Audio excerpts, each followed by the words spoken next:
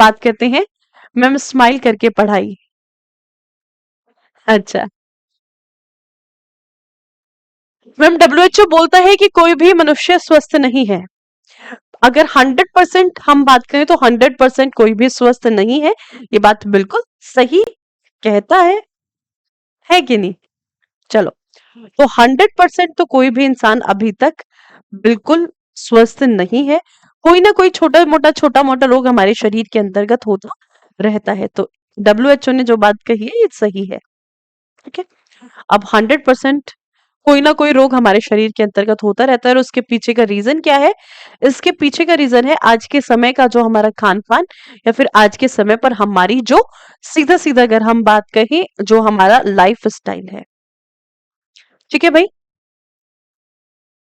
चलिए, कोई दिक्कत कोई परेशानी यहां तक?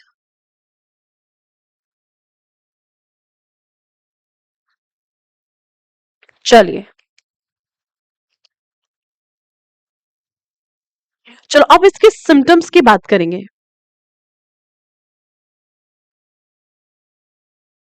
इसके सिम्टम्स क्या है? यदि कोई इंसान एड्स से पीड़ित हो जाए तो ऐसी स्थिति में क्या हो सकता है, इसके सिम्टम्स क्या होंगे, सिम्टम्स को एक बारी हम लोग देख लेते हैं, क्योंकि एक्वायर्ड इम्यूनो डेफिशिएंसी सिंड्रोम से बहुत सारे क्वेश्चन आपसे पूछ लिए जाते हैं।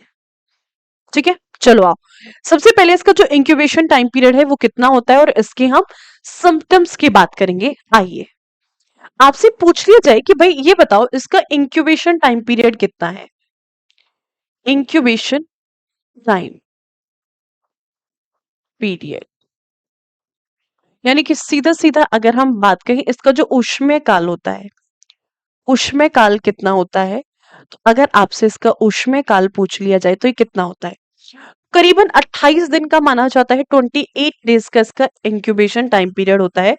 28 डेज, जो करीबन माना जाता है 15 से 48 दिन के बीच का।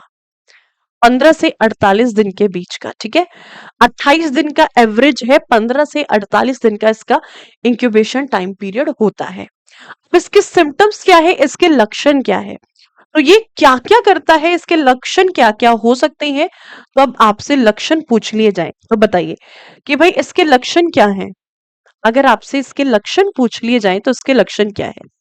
तो देखो, अब इंसान एड्स जैसे रोग से पीड़ित होता है, ठीक है, ऐसी ऐसे समय पर सबसे पहले क्या होता है, शरीर की इसकी जो रोग प्रतिरोध क्षमता है वो कम हो जाती है।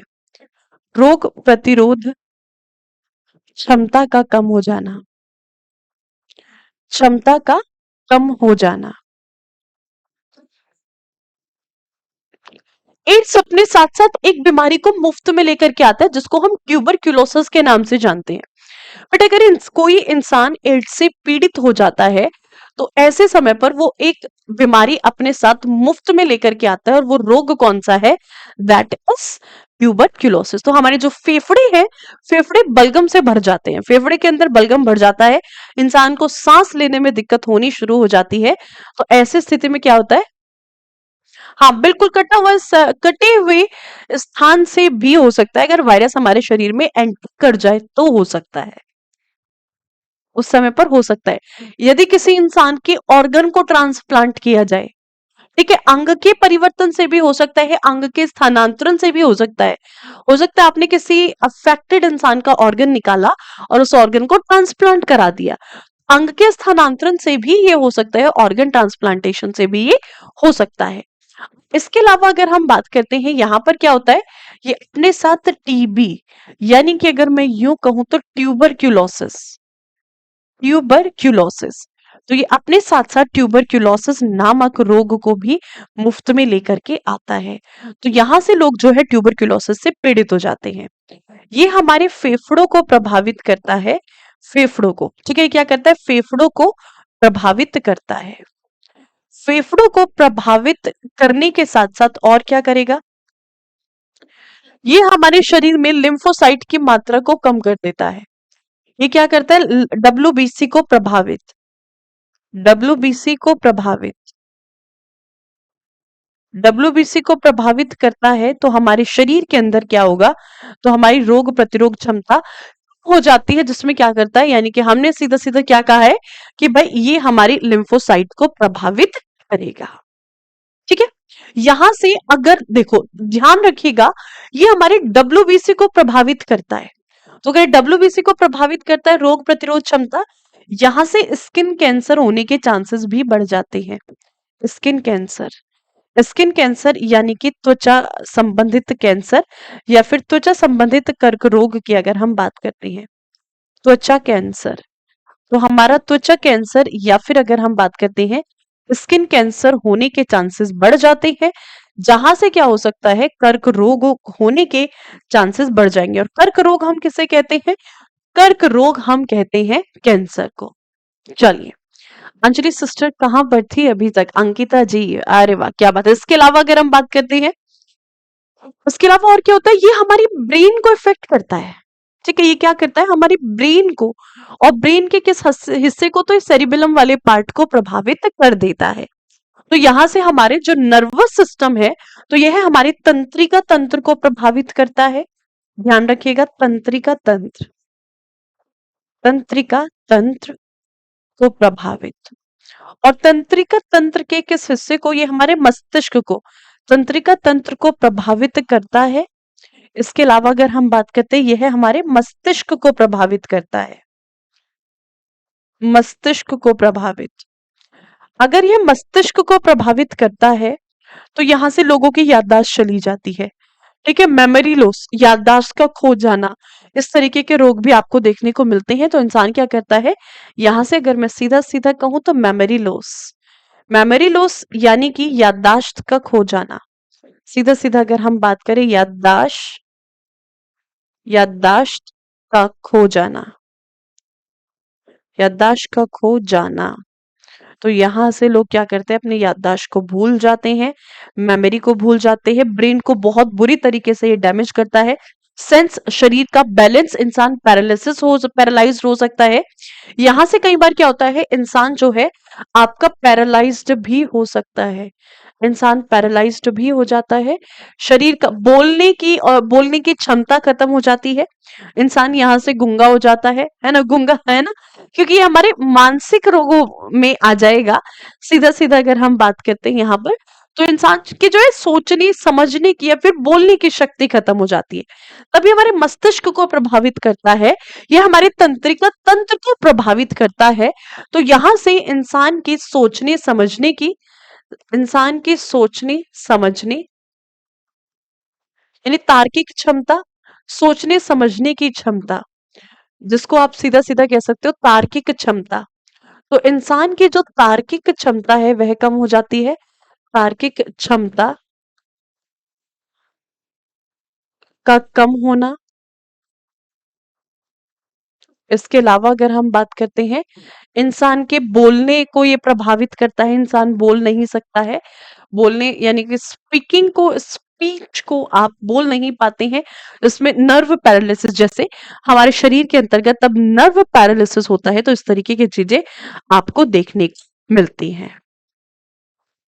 ठीक है, इसके अलावा अगर हम बात करते हैं, बहुत ज्यादा फीवर होता है, सबसे बड़ा सिम्टम तो उसका फीवर ही है, कि इसमें हमारे शरीर में क्या होता है, टेम्परेचर हाई होना शुरू हो जाता है, बॉडी में फीवर हो जाएगा। और टेम्परेचर के अलावा और क्या होता है बेटा, यहाँ पर ब्रेन हैमरेज होने के चांसेस भी हो जाती हैं। यहाँ पर सीधा सीधा अगर मैं कहूं, हमारी जो बिंबाणु होती है, बिंबाणुओं की संख्या भी कम हो जाती है।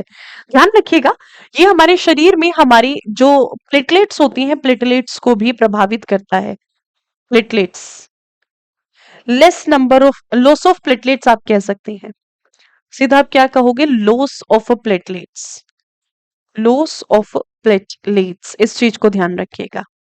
ठीक है, और प्लेटलेट्स की कमी से हेमोरेज हो जाता है, ये आपको पता होगा। बिंबाणु, बिंबाणु की कमी, और यदि हमारे शरीर के अंदर बिंबाणु की कमी होती है, तो यहां से हेमोरेज होने के चांसेस भी बढ़ जाते हैं।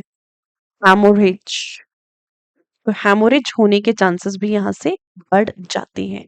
तो ये कुछ इसके लक्षण हैं, किस तरीके के लक्षण या फिर ये हमारे शरीर के किस किस अंग को प्रभावित कर सकता है, और किस तरीके से ये हमारे शारीरिक अंगों को प्रभावित करता है। इसका स्क्रीनशॉट ले लीजिएगा और फटाफट से इसको लिखते हुए चलिएगा। हम टेलीग्राम से पीडीएफ डिलीट करा देते हैं मैम। कौन करा देता है? आप लोग डाउनलोड कर लिया करिए। ठीक है, ही छोटू वीर जी, ऐसा करो, आप पीडीएफ को ना डाउनलोड कर लिया करो, फिर कोई भी वहां से उसको डिलीट नहीं कर सकता है। डन? चलिए बताइए।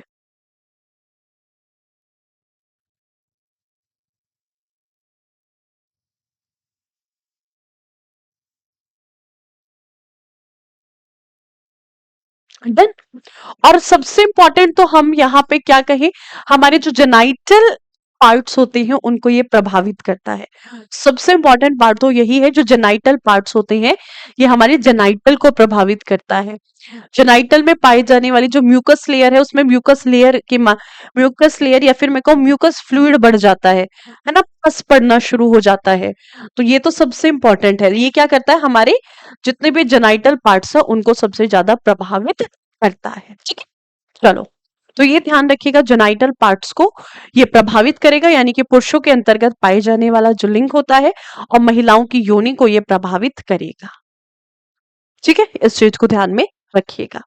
नेक्स्ट, ये तो थी बात आपकी एड्स की, कि एड्स से रिलेटेड ऑलमोस्ट जो क्वेश्चन आपसे पूछे जा सकते हैं वो आपका, देखो इसके प्रिवेंशंस क्या है, कैसे हम इसको बचा सकते हैं, इससे कैसे बचा जा सकता है। तो बचा कैसे जा सकता है? तो सबसे पहले अगर हम बात करें तो बचने के रीजंस क्या हैं, कि भाई जैसे हमने कॉजेज देखे, आप किसी के डायरेक्ट सेक्सुअल कांटेक्ट में ना आए, वहां से कुछ सेफ्टी मेजर्स जैसे कॉन्डम जैसे सेफ्टी मेजर्स को यूज किया जा सकता है थ्रू आउट द इंटरकोर्स। इसके अलावा अगर हम बात करते हैं जैसे माँ से बच्चे में फैलता है, तो इस समय पर पहले ही ये पता अगर माँ इन्फेक्टेड है तो अर्ली स्टेज में प्रेगनेंसी को टर्मिनेट किया जा सकता है, ताकि बच्चा प्रभावित ना हो। क्योंकि रक्त का स्थानांतरण करते वक्त क्या होना चाहिए, ब्लड का एचआईवी टेस्ट कर लेना चाहिए। ऑर्गन ट्रांसप्लांट कराने से पहले हमें ब्लड के टेस्ट करा लेना चाहिए कि कोई भी इंसान एचआईवी से पीड़ित है कि नहीं है। ठीक है, सत्य यादव। सत्य यादव, ऑब्जेक्टिव क्वेश्चन ही आपके शुरू हो जाएंगे कल से। कल से आपके सारे के सारे ऑब्जेक्टिव क्वेश्चन ही शुरू हो जाएंगे। Then very good evening Saini ji, very very very good evening. ठीक है, और सबसे इंपॉर्टेंट जो है यहाँ पर, देखो यहाँ पर कभी भी अगर हम बात करते हैं, मोस्ट इंपॉर्टेंट पॉइंट एड्स से बचने का है सेक्स एजुकेशन। तो घर घर में लोगों तक सेक्स एजुकेशन होनी चाहिए, लोगों को अवेयरनेस होना चाहिए। अवेयरनेस के माध्यम से ही वो क्या कर सकते हैं, अवेयरनेस के माध्यम से ही वो इन रोगों से बच सकते हैं, या फिर ऐसे होने वाले रोगों से बचा जा सकता है। चलिए, तो ऑब्जेक्टिव क्वेश्चन कराएंगे सत्या, थोड़ा सा रुक के। तो ये बात किसकी हो गई, ये हो गई आपके एड्स से रिलेटेड जितनी भी क्वेश्चंस बनते हैं। एड्स के प्रिकॉशंस और मेजर्स जो है उसको फिर से कराएंगे एक बार, तब मैं ऑब्जेक्टिव कराऊंगी किस तरीके से क्वेश्चंस आपसे पूछे जाते हैं। आ जाइए फटाफट से, यहाँ पर सबसे पहले बात कर लेते हैं आपका चिकन पॉक्स। अब आओ, अगर हम बात करते हैं चिकन पॉक्स, चिकन पॉक्स को हम किस नाम से जानते हैं, इसको हम बड़ी माता। फिर स्मॉल पॉक्स से आओ, पहले बात करेंगे स्मॉल पॉक्स की। कुछ और वायरल डिजीजेस जैसे, जिसमें एक आती है आपके स्मॉल पॉक्स। ठीक है, स्मॉल पॉक्स के अलावा आपसे पूछा जाए chicken pox, chicken pox, small pox हम किसे कहते हैं, छोटी माता, छोटी माता। चिकन पॉक्स को हम किस नाम से जानते हैं, तो उसको कहते हैं बड़ी माता। बड़ी माता कहते हैं ना कि जहां पर साइंस फेल हो जाता है वहां पर इस तरीके के रोग भी आपको देखने को मिलते हैं, जिन लोगों के सामने साइंस तक फेल हो जाता है, इसलिए इनको साइंस ने भी नाम माता दे दिया है। ठीक है, चिकन पॉक्स के अलावा एक और आती है आपका खसरा रोग, मीजल्स। मीजल्स, जिसको हम किस नाम से जानते हैं, खसरा रोग। देखो ये तीनों ऐसे वायरल डिजीज हैं जिसमें वायरस की क्लास लगभग सेम है। वायरस की जो क्लास है वो सेम है, एक ही क्लास के वायरस आते हैं। ठीक है, तो आइए सबसे पहले, तो सबसे पहले हम किसकी बात करेंगे, सबसे पहले हम बात करेंगे स्मॉल पॉक्स, छोटी माता। 2025 में 12th पढ़ सकते हैं, बिल्कुल पढ़ सकते हैं, बिल्कुल पढ़ सकते हैं सरकार, 2025 के लिए आप 12th पढ़ सकते हैं।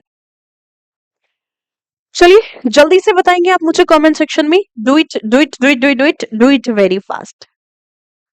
ठीक है चलिए। हाँ बिल्कुल। बिल्कुल सही बात है अंकिता, एड्स से बचने के लिए हमें रेजर के ब्लेड को भी चेंज कर लेना चाहिए, ये भी बहुत बड़ा फैक्ट है। बिल्कुल सही बात है चेचक। चलिए अंकिता, सबसे पहले हम बात करेंगे स्मॉल पॉक्स यानी कि छोटी माता। बताइए, सबसे पहला क्वेश्चन आप लोगों से यही है कि अगर हम स्मॉल पॉक्स की बात करते हैं तो जो स्मॉल पॉक्स है या फिर छोटी माता है, तो यह हमारे शरीर के अंतर्गत किसके कारण से होता है? Do it very fast. बताइए, अगर स्मॉल पॉक्स या फिर छोटी माता की बात की जाए तो छोटी माता जो रोग है यह किसके कारण होता है?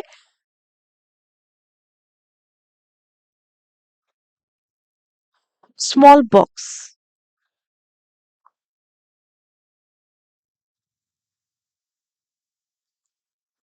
चलिए, जो स्मॉल पॉक्स है, वेरी नाइस, किसके कारण होता है? तो आपको बताना है यहाँ पर वायरस का नाम, आपको बताना है यहाँ पर विषाणु का नाम। तो स्मॉल पॉक्स जो है, सबसे पहले आ जाओ चिकन पॉक्स पर। तो चिकन पॉक्स का कारक कौन है? अगर आपसे चिकन पॉक्स का कारक पूछा जाए तो शॉर्ट फॉर्म में याद रखोगे वीजेवी। और वीजेवी का मतलब क्या है? वेरेसिलिया जोक्स्टर वायरस। ये किसके कारण होता है? ठीक है, यहाँ पे अगर हम बात करते हैं आपका चिकन पॉक्स, चिकन पॉक्स का कारक कौन है? तो चिकन पॉक्स वायरस। और चिकन पॉक्स का जो विषाणु है इसका पूरा नाम क्या है? वीजेवी। और अब वीजेवी की फुल फॉर्म क्या है? तो इसको हम जानते हैं वेरेसिलिया जोक्स्टर वायरस के नाम से। इसको किस नाम से जाना जाता है? वेरेसिलिया, वेरेसिलिया जोक्स्टर वायरस। जोक्स्टर वायरस के नाम से हम इसको जानते हैं। वेरेसिलिया जोक्स्टर वायरस का नाम उसको दिया जाता है। ठीक है, वहीं अगर हम बात करते हैं आपका जो चिकन पॉक्स है, चिकन पॉक्स के बाद अब आइए स्मॉल पॉक्स। तो स्मॉल पॉक्स किसके कारण होता है आपका? तो ये होता है स्मॉल पॉक्स वायरस के कारण। और जो स्मॉल पॉक्स वायरस होता है, ये कौन सा होता है? तो ये होता है आपका variola virus. That will be the variola virus. Variola virus के नाम से हम इसको जानते हैं, वेरोला वायरस इसको कहा जाता है।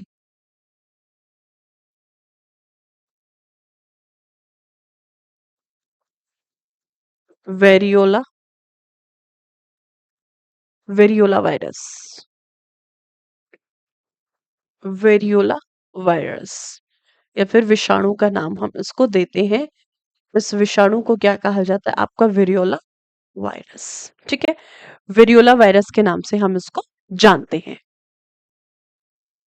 नेक्स्ट, अगर आपसे पूछ रहे मीजल्स खसरा रोग किसके कारण होता है, तो ये मीजल वायरस के कारण होता है जिसका नाम क्या है? रुबोला। जिसको हम किस नाम से जानते हैं? रुबोला वायरस के नाम से इसको जाना जाता है आपका रुबोला वायरस। ठीक है, तो तीनों को ध्यान रखना है। तो ये आपका कहलाएगा रुबोला वायरस, रुबोला विषाणु। तो तीनों के नाम में आपको कहीं पर भी कंफ्यूज नहीं होना है। आपका रुबोला विषाणु, वेरेसिलिया जोक्स्टर वायरस और ये कौन सा है? आपका वेरोला वायरस की अगर हम बात करते हैं। बीसीजी इज अ वैक्सीनेशन जो कहां पर दी जाती है? अंकिता, बीसीजी दी जाती है बेटा आपकी किसके अंदर? ट्यूबरक्यूलोसिस के अंतर्गत। जो बीसीजी है आपकी, बीसीजी कब दी जाती है? बीसीजी, जो बीसीजी है वो आपकी ट्यूबरक्यूलोसिस के अंतर्गत दी जाती है। ठीक है, ये ध्यान रखिएगा। अब आपसे पूछा जाए इनका इंक्यूबेशन टाइम पीरियड कितना होता है? सबसे पहले इनके हम अगर ऊष्मे काल की बात करते हैं तो इनका ऊष्मे काल कितने दिन का होता है? ये बहुत इंपॉर्टेंट है। ठीक है, तो अगर हम इनके ऊष्मे काल की बात करें, यानी कि सीधा सीधा अगर मैं बात करती हूँ इनका इंक्यूबेशन टाइम पीरियड, सबसे पहले आपका सबसे ज्यादा लंबा चलने वाली है चिकन पॉक्स। जो चिकन पॉक्स है ये 15 से 20 से 22 दिन के बीच में चलती है। 15 से 20 से 22 दिन का इसका ऊष्मे काल होता है। अगर मैं स्मॉल पॉक्स की बात करूं, देखो अब आओ, मीजल्स जो है 2 से 5 दिन तक चलती है। 2 से 5 दिन तक ये चलती है। और आपकी जो स्मॉल पॉक्स है ये 10 से 12 से 15 दिन तक चलती है। 10 से 12 से 15 दिन तक। और ये आपकी 15 से 20 से 22 दिन तक चलती है। तो इसका बेसिक 7 से 10 का माना जाता है एवरेज समय।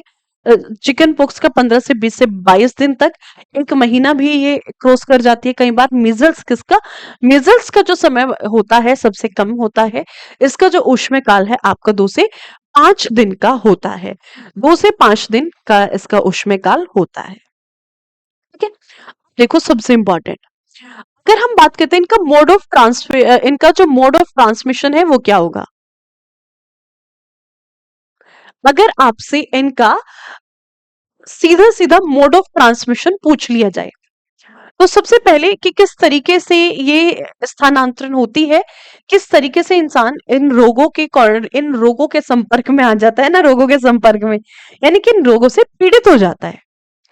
इन रोगों से पीड़ित होने का कारण क्या है, देखो सबसे पहले जो मीजल्स है ये आपके एयरबोर्न डिजीज है। इसको हम जानते हैं बेटा एयरबोर्न डिजीज के नाम से, ये वायु के द्वारा फैलती है। ठीक है, एयरबोर्न डिजीज यानी कि यह वायु जनित रोग है। ये वायु जनित रोग होता है, यानी कि वायु के माध्यम से ये फैलता है। तो इसको हम ड्रॉपलेट इन्फेक्शन भी कहते हैं। इसको किस नाम से जाना जाता है बेटा, इसको ना हम ड्रॉपलेट इन्फेक्शन के नाम से भी जानते हैं। ड्रॉपलेट इन्फेक्शन भी इसको कहा जाता है, जो वायु के माध्यम से हमारे शरीर के अंतर्गत फैलता है। ठीक है। दूसरा मुतशक्किर मैम, अब मैथ्स का क्लास स्टार्ट हो गया, कोई दिक्कत नहीं बेटा, मैथ्स का क्लास स्टार्ट हो गया, इसको कंप्लीट करके फिर एंड कराएंगे, उसके बाद आप मैथ्स का क्लास ले लीजिएगा। ठीक है। चिकन पॉक्स और जो स्मॉल पॉक्स है ये स्कैब के कांटेक्ट में, ठीक है, ये किसके, ये स्कैब के अगर आप कांटेक्ट में आ जाते हो by the rubbing of scab, ठीक है, आप क्या हुआ, आप स्कैब के कांटेक्ट में आ गए। कई बार क्या हो, कीड़े मकोड़ों के संपर्क में आने से ये हो जाता है। ये ध्यान रखिएगा, अगर आप स्कैब के संपर्क में आ जाते हैं, यानी कि आप कीड़े मकोड़े, ठीक है, जैसे केकड़ा हो गया या फिर इस तरीके के जो कीड़े मकोड़े होते हैं, आपने देखा होगा, तो स्कैब के या फिर अगर मैं कहूं कीड़ों के संपर्क में आने से ये फैल जाता है। तो ये किसके कारण से, ये स्किन के संपर्क में आने से, त्वचा के संपर्क में आने से ये फैलता है। और ये आपका वायु जनित रोग है, जो वायु के माध्यम से, यदि एक इंसान है, एक इंसान के अंदर ये रोग होता है तो दूसरे इंसान में ये फैल सकता है।